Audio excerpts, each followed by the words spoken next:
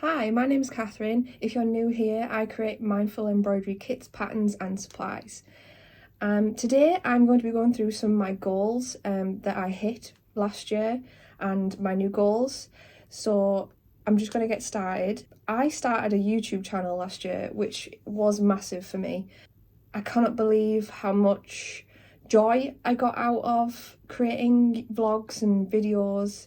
It was really satisfying to see everybody enjoy them, and the comments I get mean so much. It's just so motivating to see everybody getting involved and enjoying seeing my process and just my daily life of this business. And I've just really enjoyed it. So I feel like that was a big milestone. And I started that in February, so it'll be a year nearly next month. So I've got a list here of stuff from last year that I wrote down that I wanted to be my goals. So the first goal was to create tutorials, which I've got a list here, and I've got sort of, I've hit some of them, but not all of them. I've done different stitches, and sort of kind of a stitch along,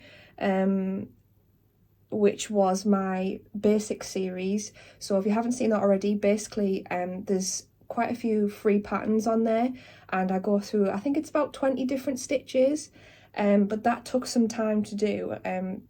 That was very interesting and fun to do because I was trying to get as many basic stitches in as I could and give you free patterns so that you could learn. So then all you would have to do is buy the sort of basics like threads, needles, hoops, fabric, stuff like that, and you didn't have to buy the patterns and anything like that. So I'm really proud of that because I think that's a really good thing for me to just have on this channel, because then you can just keep coming back to it, and if you're unsure about a stitch, it's there, and you can adapt it to your own patterns or whatever you're creating. So I'm really proud of that.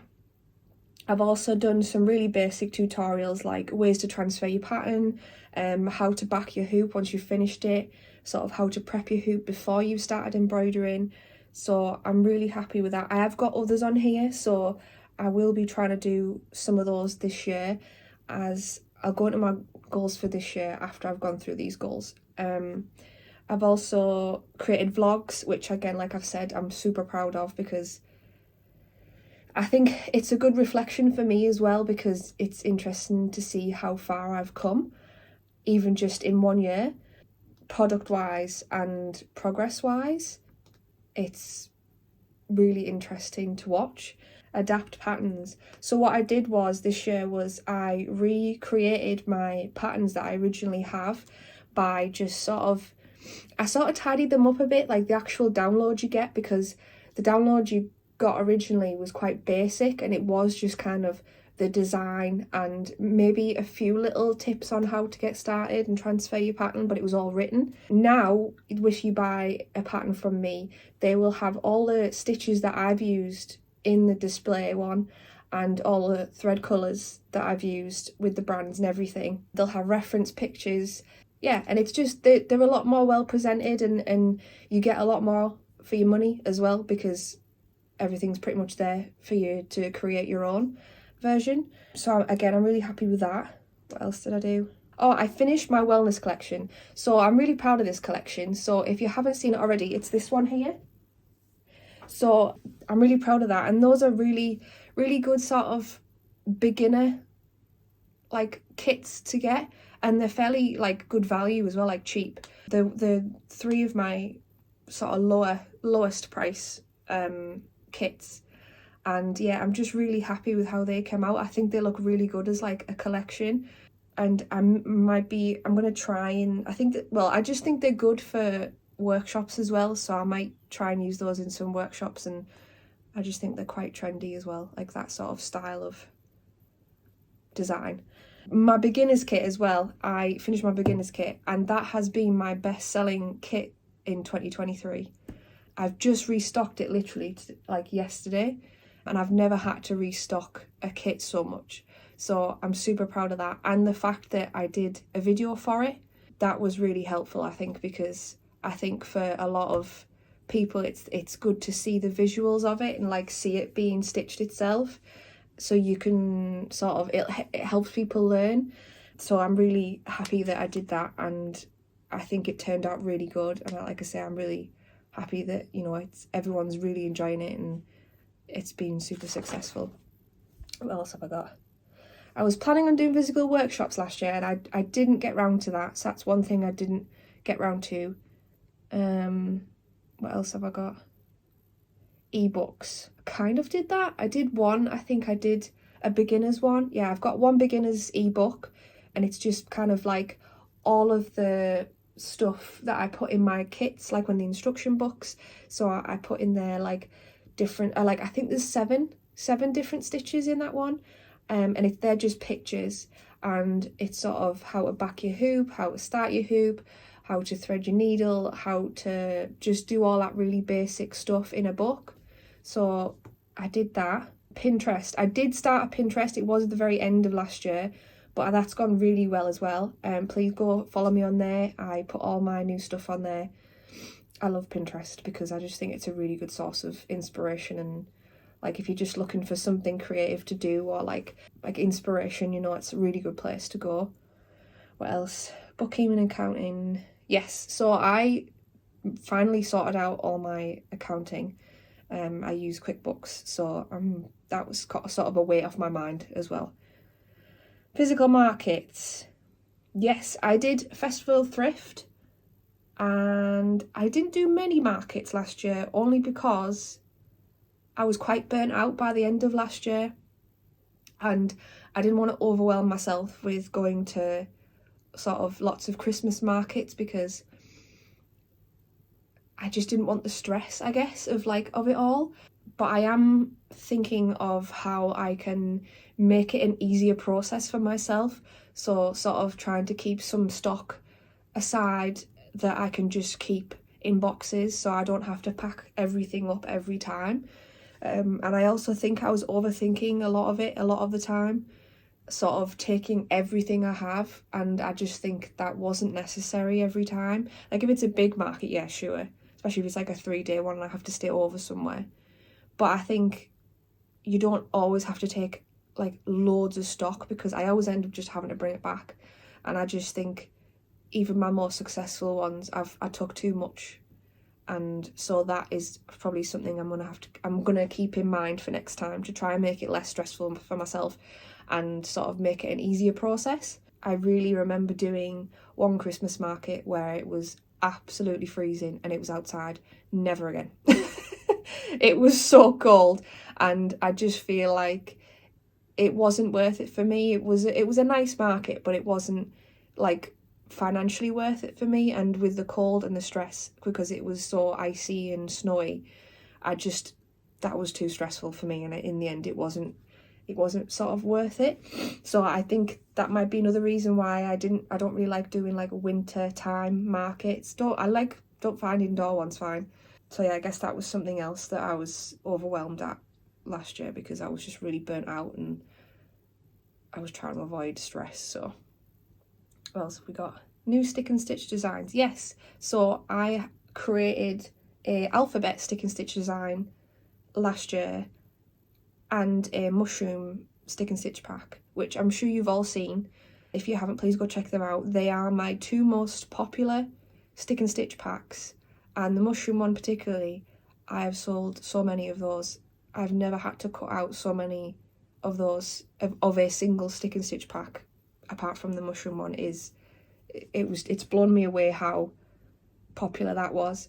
And I think it was really interesting because I love mushrooms.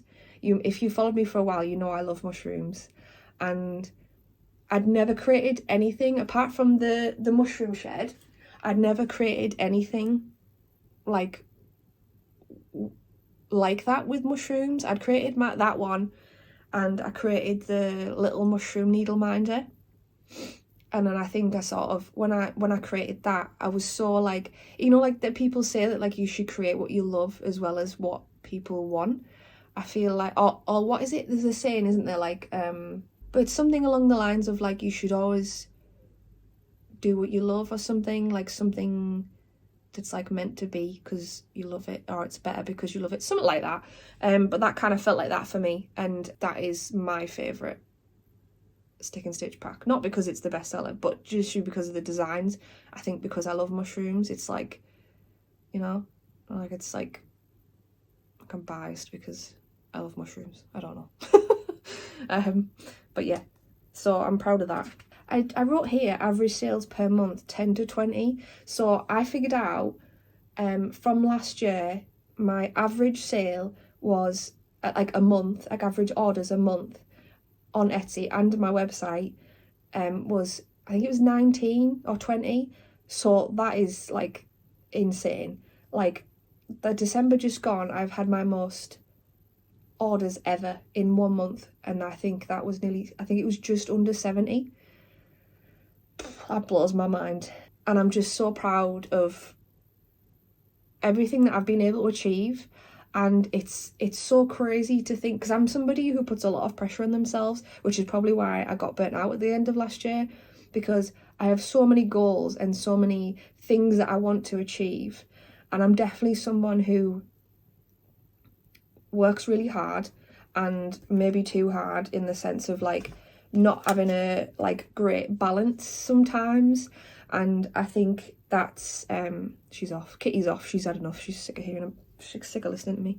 The radiator's on, so I don't know why she didn't stay, but anyway, yeah. And I just think things like that, and the, like I was saying, the comments, and even just anything on Instagram, if you've liked my anything on Instagram or my videos or anything, supported me in any way, made an order, like it all means so much, because this is truly my dream. Like I want to make this work, like this is what I want and this is my dream, and I can't thank you all enough for supporting me and helping me achieve everything I've achieved. I couldn't do this without all of you. Like it just means a lot. And I think the whole reason I started this business was to create a life for myself that it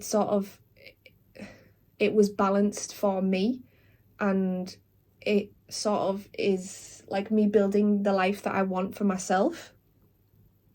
So all I can say is thank you for helping me trying to achieve that and getting so far last year. It's crazy to look at these goals because I suck at remembering stuff that I've achieved, and I'm always sort of looking to the future and trying to achieve more, which is probably why I got overwhelmed at the end of last year and burnt out. And one of my main things for this year is to make sure I don't get burnt out, and make sure that I'm aware of sort of how many hours I'm working in a day or a week, or if I'm trying to achieve, or if I'm trying to do too much at once, in like, you know, and not sort of realising how long things are going to take. Because I think that's another thing, like I'm not great at judging how long something's going to take.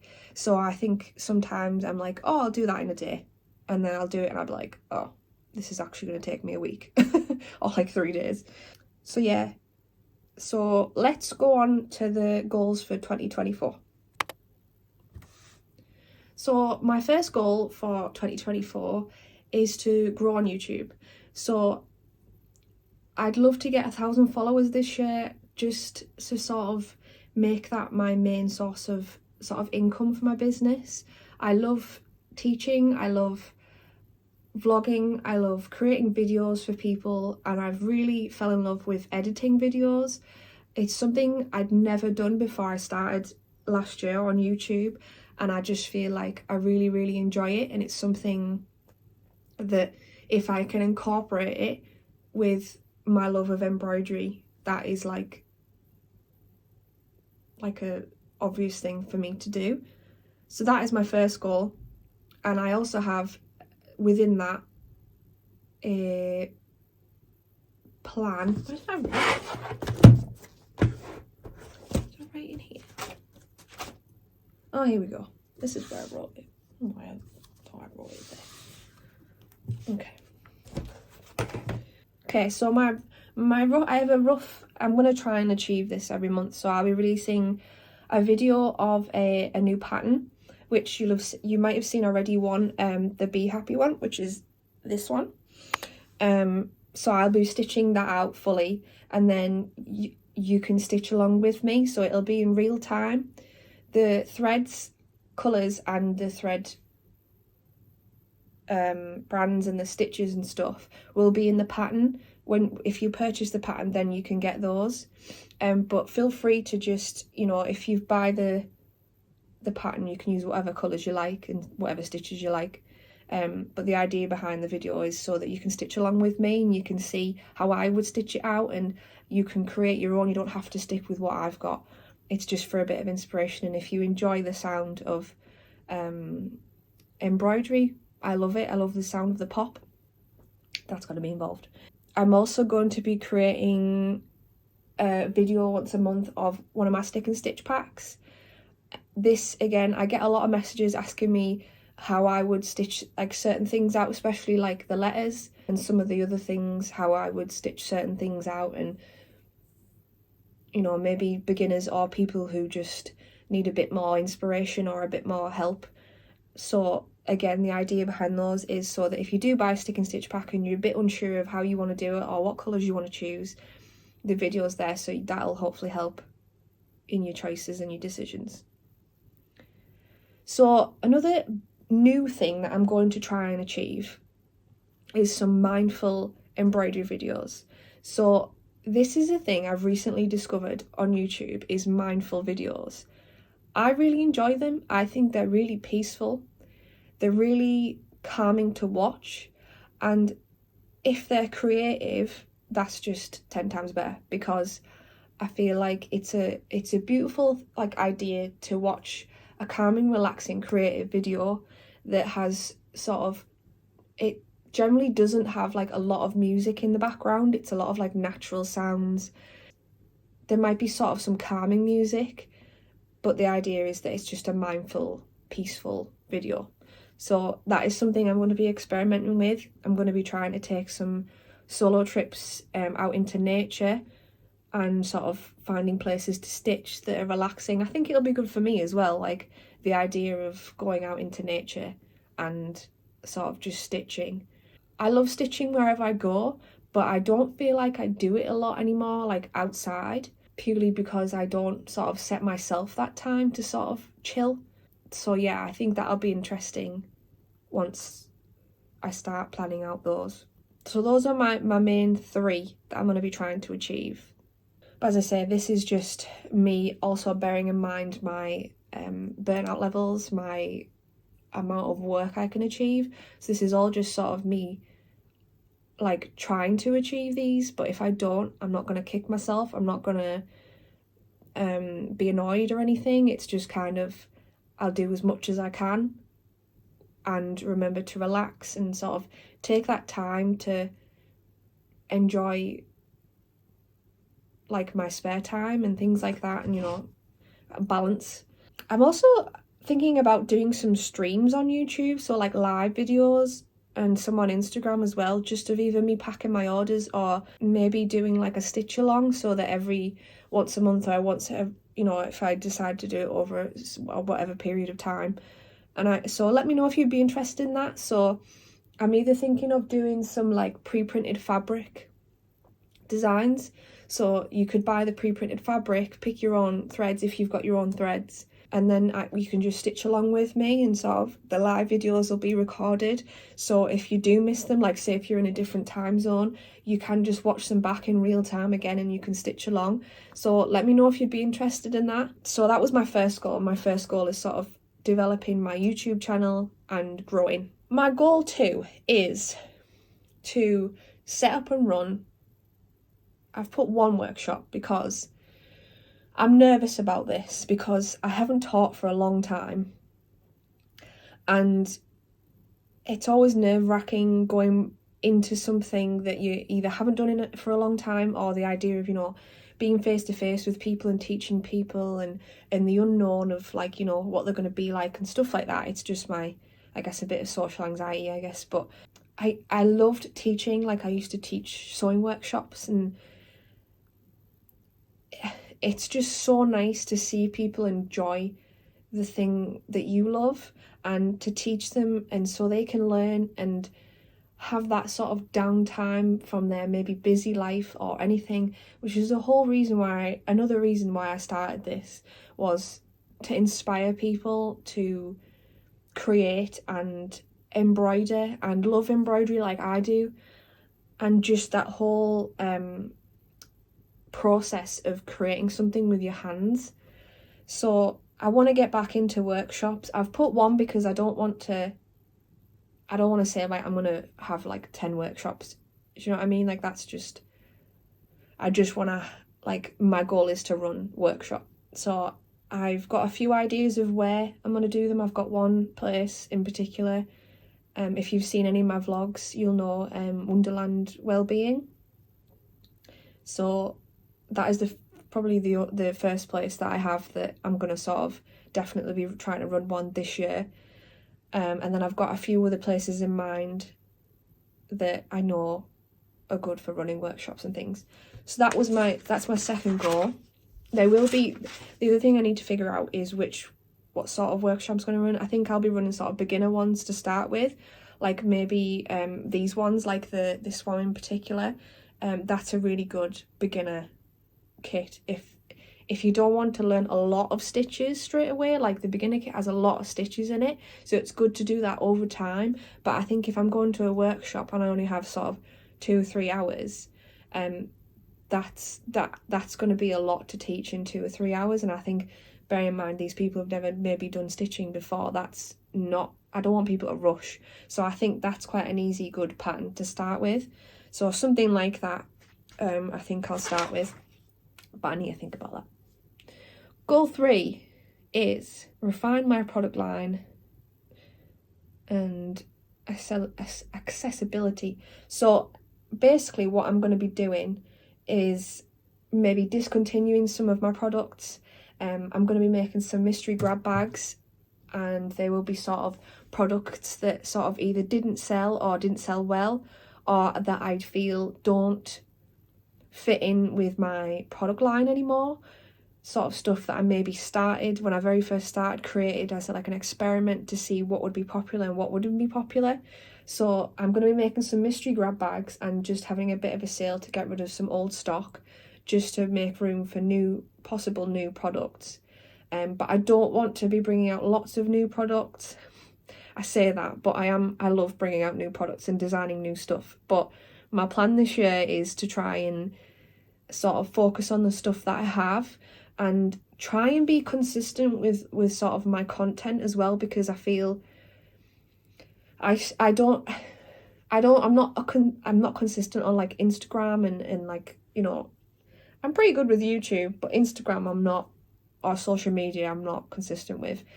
And I feel like it's going to be important for me to, you know, as one of the goals I want to try and achieve this year is to be consistent on Instagram and stuff. So that kind of falls in with this because, you know, it's sort of getting my story across and the reason and the story behind all the different products and stuff that I have and all the different designs that I have, which I think is important. And I've written here a few products that I'm kind of halfway through creating that I want to finish. And yeah, maybe just redesign some of the covers for the very first kits I ever made, like the Autumn Spirit and the Mushroom Shed one, my first 2 ever kits that I made, just so that the packaging fits in with all my other packaging, because the packaging I've got now is a lot more like on brand with everything else, and they don't really fit anymore, like branding wise. So I want to be doing that and just, yeah, redesigning some of the other packaging.